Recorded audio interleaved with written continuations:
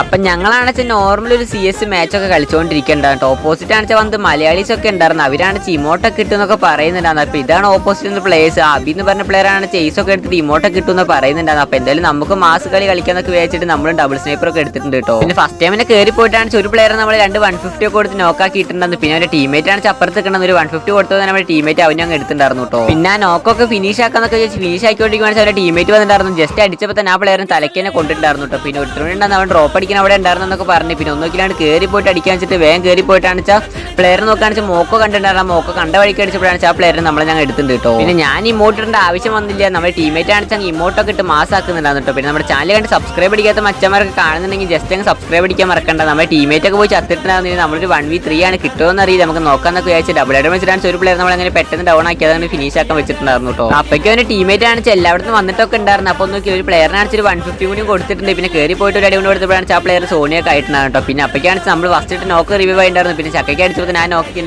പിന്നെ എയിം പോയിട്ട് അവനെ പിന്നെ നോക്കാക്കിയിട്ട് പിന്നെ മറ്റേ പ്ലെയറിന് 150 കൊടുത്ത് പിന്നെ സോണ് പോയി എത്തിട്ടാണ് പിന്നെ നമുക്ക് റൗണ്ട് കിട്ടിയിട്ടുണ്ട്. അപ്പോൾ ലൈക്ക് അടിക്കാത്തൊരു ലൈക്ക് അടിച്ചോ.